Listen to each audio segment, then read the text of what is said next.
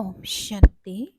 আজিৰ তাৰিখ 17 এপ্ৰিল 2025 বৰ্ষ। প্ৰাতঃ মুৰলী বাপদাদা মধুবন। আজিৰ পিতাৰ অমৃতবাণী হৈছে, মৰমৰ সন্তানসকল, এই আত্মিক চিকিৎসালয় তোমালোকক আধাকল্পৰ কাৰণে সৰ্বদা স্বাস্থ্যৱান কৰি তোলোতা হয়। ইয়াত তোমালোক দেহী অভিমানী হৈ বহিবা।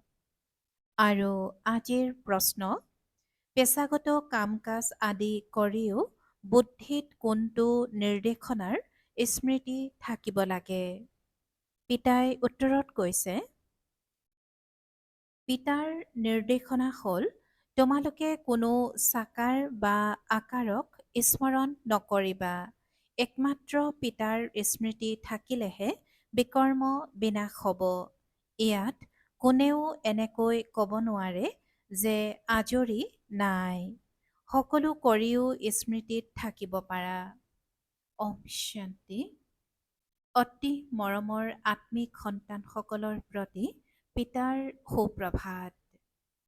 সুপ্ৰভাত জনোৱাৰ পাছত সন্তানসকলক কোৱা হয়, পিতাক স্মৰণ কৰা। আহ্বানো জনাই সেই পতিত পাৱন আহি পাৱন কৰি তোলক।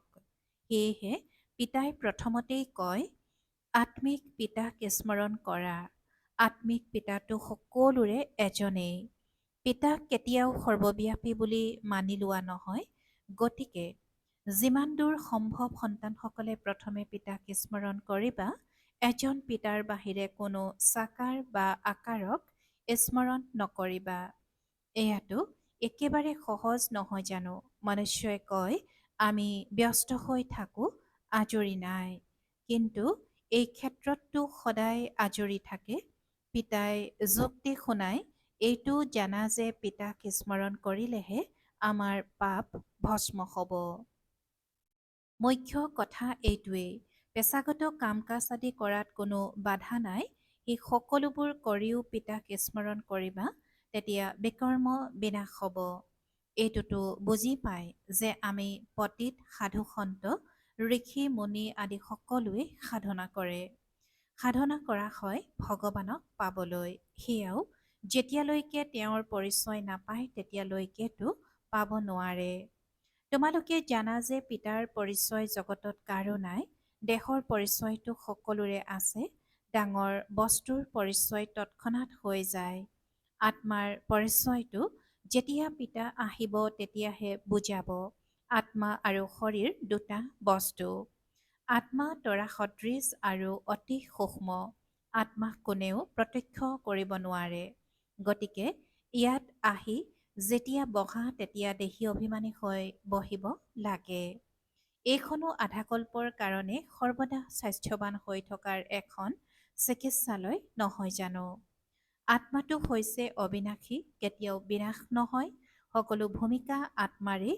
আত্মাই কয়, মই কেতিয়াও বিনাশ নহওঁ। ইমানবিলাক আত্মা সকলো অবিনাশী, শৰীৰ হৈছে বিনাশী। ইমানবিলাক আত্মা সকলো অবিনাশী, শৰীৰ হৈছে বিনাশী। এতিয়া তোমালোকৰ বুদ্ধিত এইটো ধাৰণ হৈছে যে আমি আত্মা অবিনাশী, আমি 84 জন্ম লওঁ। এইখন হৈছে ড্ৰামা। ইয়াত কোন কোন ধৰ্ম প্ৰতিষ্ঠাপক কেতিয়া আহে, কিমান জন্ম লয়, এয়াতো জানা। 84 জন্মৰ যি গায়ন কৰা হয় সেয়া নিশ্চয় কোনোবা এটা ধৰ্মৰ হ'ব। সকলোৰেতো হ'ব নোৱাৰে। সকলো ধৰ্মতো একেলগে নাহে। আমি আনৰ হিচাপ কিয়নো উলিয়াওঁ? পিতাই কৈছে যে আমি আনৰ হিচাপ কিয়নো উলিয়াওঁ? এইটো জানো যে অমুক অমুক সময়ত ধৰ্ম প্ৰতিষ্ঠা কৰিবলৈ আহে, সেয়া আকৌ বৃদ্ধি হয়। সকলো শতোপ্ৰধানৰ পৰা তমোপ্ৰধানটো হ'বই। সৃষ্টি যেতিয়া তমোপ্ৰধান হয় তেতিয়া আকৌ পিতা আহি শতোপ্ৰধান সত্যযুগ স্থাপনা কৰে। এতিয়া তোমালোক সন্তানসকলে জানা যে আমি ভাৰতবাসীয়ে আকৌ নতুন সৃষ্টিত আহি ৰাজত্ব কৰিম। আন কোনো ধৰ্ম নাথাকিব। তোমালোক সন্তানসকলৰ ভিতৰতো যিসকলে উচ্চ পদ ল'ব তেওঁলোকে বেছিকৈ স্মৃতিত থকাৰ পুৰুষাৰ্থ কৰে আৰু বাতৰিও লিখে যে বাবা, মই ইমান সময় স্মৃতিত থাকোঁ। বহুতেতো সম্পূৰ্ণ বাতৰি লাজতে নিদিয়ে। ভাবে বাবাই কি ক'ব, কিন্তু জনাতো যায় নহয়। স্কুলত শিক্ষকে বিদ্যাৰ্থীক নক'ব জানো যে তোমালোকে যদি নপঢ়া তেন্তে অকৃতকাৰ্য হৈ যাবা। লৌকিক মা পিতাইও সন্তানৰ পঢ়াৰ পৰাই বুজি পায়। এইখনতো বহুত ডাঙৰ স্কুল, ইয়াততো ক্ৰম অনুসৰি বহোৱা নহয়, বুদ্ধিৰে বুজা যায়। ক্ৰমানুসৰিতো হয়ে নহয়। এতিয়া বাবাই ভাল ভাল সন্তানসকলক ক'ৰবালৈ পঠিয়াই দিয়ে। তেওঁলোক গুচি গ'লে আকৌ অন্যই লিখে আমাক মহাৰথী লাগে, তেন্তে নিশ্চয় বুজি পায় যে তেওঁলোক আমাতকৈ বুদ্ধিমান প্ৰসিদ্ধ। ক্ৰমানুসৰিতো হয়ে নহয়। প্ৰদৰ্শনীলৈও অনেক প্ৰকাৰৰ আহে, তেতিয়া গাইডো থিয় হৈ থাকিব লাগে পৰীক্ষা কৰিবৰ কাৰণে। আদৰি অনাসকলেতো জানে এওঁ কেনেধৰণৰ ব্যক্তি, গতিকে বুজাওতাজনক ইংগিত দিব লাগে যে এওঁক আপুনি বুজাওক। তোমালোকেও বুজিব পাৰা প্ৰথম শ্ৰেণীৰ, তৃতীয় শ্ৰেণীৰ সকলো আছে। তাততো সকলোৰে সেৱা কৰিবই লাগে। কোনোবা ডাঙৰ ব্যক্তি আহিলে নিশ্চয় ডাঙৰ ব্যক্তিৰ খাতিৰতো সকলোৱে কৰেই। এইটো নিয়ম। পিতা অথবা শিক্ষকে শ্ৰেণীত সন্তানসকলৰ মহিমা কৰে, এয়াও সকলোতকৈ উত্তম খাতিৰ। নাম উজ্জ্বল কৰা সন্তানসকলৰ মহিমা অথবা খাতিৰ কৰা হয়। এওঁ অমুক ধনৱান, ধাৰ্মিক মনৰ, এয়াও খাতিৰ কৰা হয় নহয়। এতিয়া তোমালোকে এইটো জানা যে উচ্চতকৈও উচ্চ হৈছে ভগৱান। এনেকৈ কয়ও যে যথাযথ উচ্চতকৈও উচ্চ হয়, কিন্তু আকৌ যদি কোৱা তেওঁৰ জীৱন বৃত্তান্ত শুনোৱা, তেতিয়া সৰ্বব্যাপী বুলি কৈ দিব, বছ একেবাৰে তলত নমাই দিয়ে।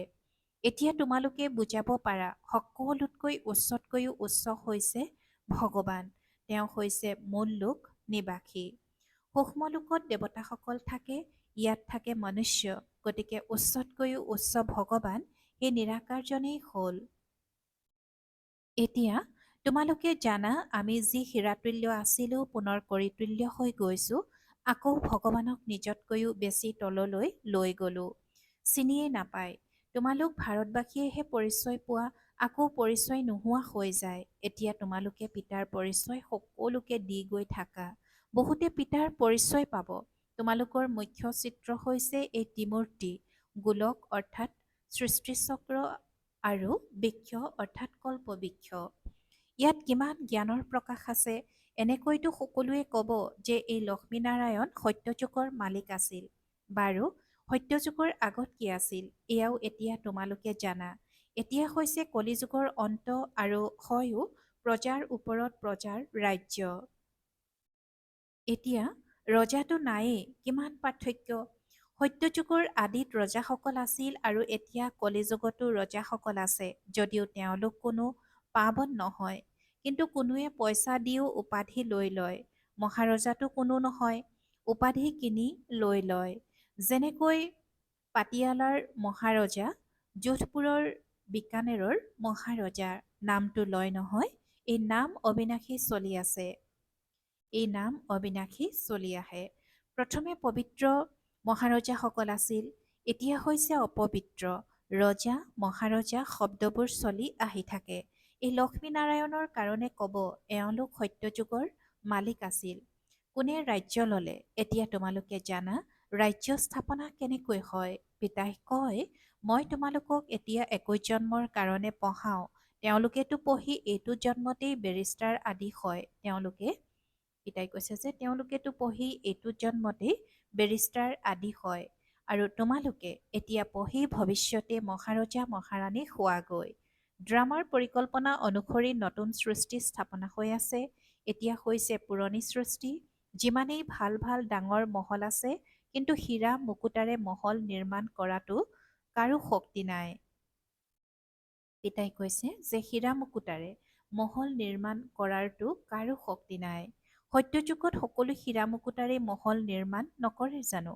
নিৰ্মাণ কৰিবলৈ সময় লাগে জানো? ইয়াততো ভূমিকম্প আদি হ'লে বহুত কাৰিকৰী লগাই দিয়ে। এটা দুটা বছৰতেই গোটেই চহৰ থিয় কৰাই দিয়ে।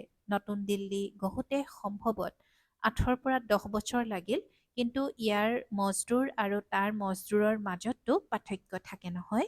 আজিকালিতো নতুন নতুন উদ্ভাৱনো কৰি থাকে। গৃহ নিৰ্মাণ বিজ্ঞানৰো বল আছে। সকলোবোৰ তৈয়াৰ কৰি থোৱা পোৱা যায়। ততালিকে ফ্লেট সাজু হৈ যায়। বহুত শীঘ্ৰতাৰে নিৰ্মাণ হৈ যায়। গতিকে এই সকলোবোৰ তাত অৰ্থাৎ সত্য যুগত কামতটো আহে নহয়। এই সকলোবোৰ লগত যাব। সংস্কাৰটো থাকে নহয়। এই বিজ্ঞানৰ সংস্কাৰো যাব। গতিকে এতিয়া পিতাই সন্তানসকলক বুজাই থাকে যে পাৱন হ'বলৈ হ'লে পিতাক স্মৰণ কৰা। পিতায়ো সুপ্ৰভাত জনাই আকৌ শিক্ষা দিয়ে। সন্তানসকল পিতাৰ স্মৃতিত বহি আছেনে? চলোতে ফুৰোতে পিতাক স্মৰণ কৰিবা, কিয়নো শিৰত জন্ম জন্মান্তৰৰ বোজা আছে। চিৰি নামি নামি চোৰাশী জন্ম লয়। এতিয়া আকৌ এটা জন্মত আৰোহণ কলা হয়।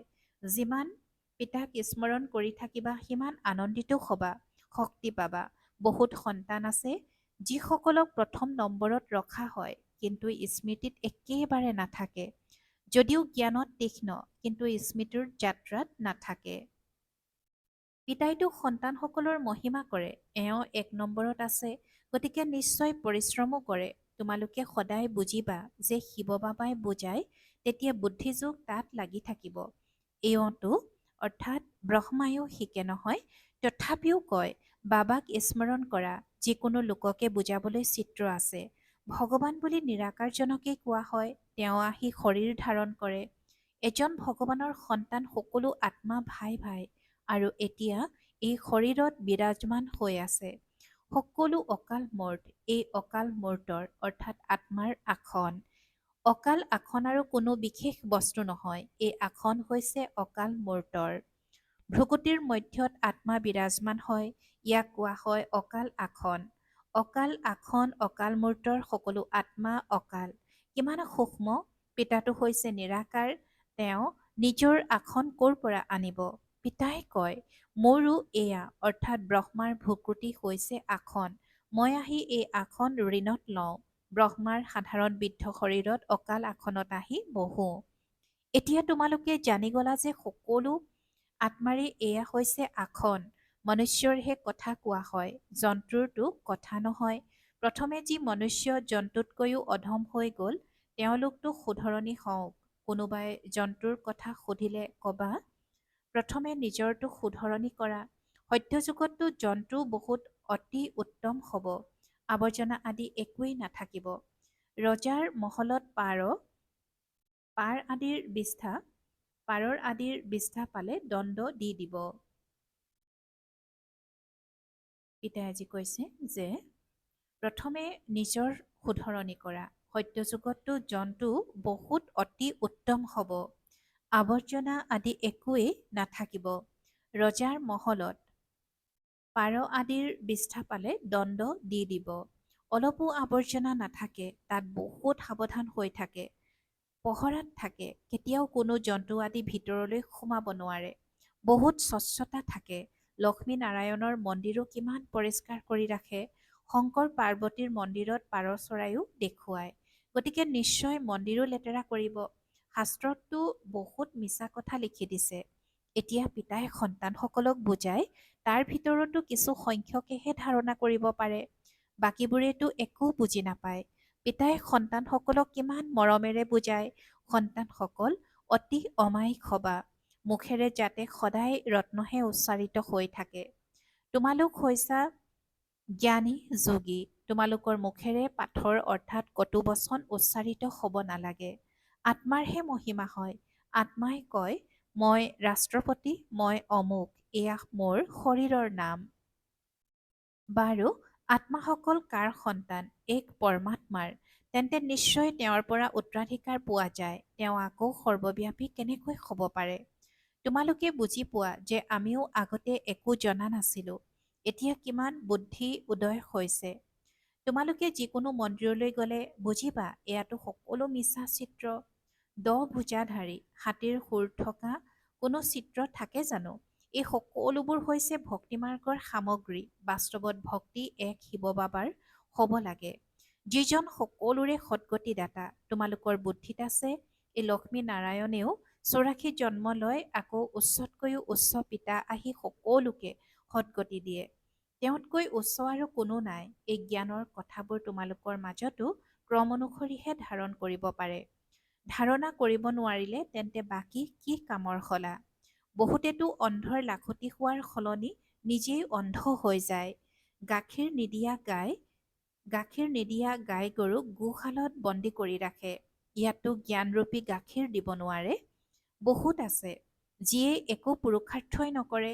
এইটো বুজি নাপায় যে আমি কাৰোবাৰ কিবাটো কল্যাণ কৰোঁ, নিজৰ ভাগ্যৰ খেয়ালেই নাথাকে। বছ যি পাইছে সেয়াই ভাল। তেতিয়া পিতাই ক'ব, এওঁৰ ভাগ্যত নাই, নিজৰ সৎগতি কৰাৰ পুৰুষাৰ্থটো কৰিব লাগে, দেহী অভিমানী হ'ব লাগে। পিতা কিমান উচ্চতকৈও উচ্চ আৰু আহে চোৱা কেনেকুৱা পতিত সৃষ্টিত আৰু পতিত শৰীৰত। তেওঁক আহ্বানেই জনায় পতিত সৃষ্টিলৈ। যেতিয়া ৰাৱণে একেবাৰে ভস্ত কৰি দিয়ে তেতিয়া পিতা আহি শ্ৰেষ্ঠ কৰি তোলে। পিতাই কৈছে যেতিয়া ৰাৱণে একেবাৰে ভস্ত্ৰ কৰি দিয়ে তেতিয়া পিতা আহি শ্ৰেষ্ঠ কৰি তোলে। যিয়েই ভাল পুৰুষাৰ্থ কৰে তেওঁলোক ৰজা ৰাণী হয় আৰু যিয়েই পুৰুষাৰ্থ নকৰে তেওঁলোক গৰীব হৈ যায়। ভাগ্যত নাথাকিলে পুৰুষাৰ্থ কৰিব নোৱাৰে। কোনোৱেতো বহুত ভালকৈ ভাগ্য গঢ়ি লয়। প্ৰত্যেকে নিজক চাব পাৰে যে মই কি সেৱা কৰোঁ, ভাল পাৰোঁ। অতি মৰমৰ কল্পৰ পাছত পুনৰাই মিলিত হোৱা সন্তানসকলৰ প্ৰতি মাতা পিতা বাপ দাদাৰ স্নেহপূৰ্ণ স্মৰণ আৰু সুপ্ৰভাত। আত্মিক পিতাৰ আত্মিক সন্তানসকলক নমস্কাৰ আৰু আত্মিক সন্তানসকলৰ আত্মিক মাত পিতা আৰু বাপ দাদাৰ প্ৰতি স্নেহপূৰ্ণ স্মৰণ আৰু সুপ্ৰভাত আৰু নমস্কাৰ নমস্কাৰ নমস্কাৰ। আৰু আজিৰ ধাৰণাৰ বাবে মুখ্য সাৰ প্ৰথমতে জ্ঞানী যোগী হৈ মুখেৰে সদায় ৰত্ন উচ্চাৰণ কৰিব লাগে। অতি অমায়িক হ'ব লাগে। কেতিয়াও মুখেৰে পাথৰ অৰ্থাৎ কটুবচন উচ্চাৰণ কৰিব নালাগে। দ্বিতীয়তে জ্ঞান আৰু যোগত নিপুণ হৈ নিজৰ লগতে আনৰো কল্যাণ কৰিব লাগে। নিজৰ উচ্চ ভাগ্য গঢ়ি তোলাৰ পুৰুষাৰ্থ কৰিব লাগে। অন্ধৰ লাখুটি হ'ব লাগে। আৰু আজিৰ বৰদান ত্ৰিস্মৃতি স্বৰূপৰ তিলক ধাৰণ কৰোঁতা সম্পূৰ্ণ বিজয়ী হোৱা। ত্ৰিস্মৃতি স্বৰূপৰ তিলক ধাৰণ কৰোঁতা সম্পূৰ্ণ বিজয়ী হোৱা। আৰু আজিৰ বৰদানৰ ব্যাখ্যা নিজৰ স্মৃতি, পিতাৰ স্মৃতি আৰু ড্ৰামাৰ জ্ঞানৰ স্মৃতি, এই তিনিওটা স্মৃতিত গোটেই জ্ঞানৰ বিস্তাৰ সমাহিত হৈ আছে।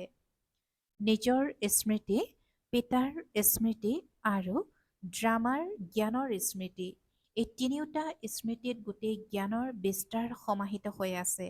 জ্ঞান বৃক্ষৰ এই তিনিটা স্মৃতি যেনেকৈ বৃক্ষৰ প্ৰথমতে বীজ হয়, সেই বীজৰ পৰা দুটি পাত ওলায়, তাৰ পাছত বৃক্ষৰ বিস্তাৰ হয়, তেনেকৈ মুখ্য হৈছে বীজ পিতাৰ স্মৃতি, তাৰ পাছত দুটি পাত অৰ্থাৎ আত্মা আৰু ড্ৰামাৰ গোটেই জ্ঞান। এই তিনিটা স্মৃতি ধাৰণ কৰোঁতাজন স্মৃতি বা সম্পূৰ্ণ বিজয়ী হোৱাৰ বৰদানী হৈ যায়।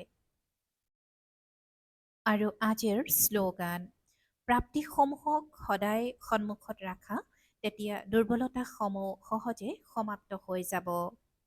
প্ৰাপ্তিসমূহক সদায় সন্মুখত ৰাখা, তেতিয়া দুৰ্বলতাসমূহ সহজে সমাপ্ত হৈ যাব। ওম শান্তি। আৰু আজিৰ অব্যক্ত সংকেত একান্তপ্ৰিয় হ'বলৈ একতা আৰু একাগ্ৰতা ধাৰণ কৰিবলৈ আজিৰ অব্যক্ত সংকেত। সংগম যুগত ব্ৰহ্মাকুমাৰী অকলশৰীয়া হ'ব নোৱাৰে। সংগম যুগত ব্ৰহ্মাকুমাৰী অকলশৰীয়া হ'ব নোৱাৰে। কেৱল পিতাৰ সংগৰ অনুভৱ, সংযুক্ত বোধৰ অনুভৱ জাগ্ৰত কৰা। এনেকুৱা নহয় যে পিতাটো মোৰ হয়, লগত আছেই, নহয়। লগত থকাৰ বাস্তৱিক অনুভৱ জাগ্ৰত হওক, তেতিয়া এই মায়াৰ প্ৰসাৰ নহ'ব, মায়া পৰাজিত হৈ যাব। কেৱল ভয় নাখাবা যে কি হৈ গ'ল, সাহস ৰাখা, পিতাৰ সান্নিধ্য স্মৃতিত ৰাখা, তেন্তে বিজয় তোমালোকৰ জন্মসিদ্ধ অধিকাৰ। ওম শান্তি।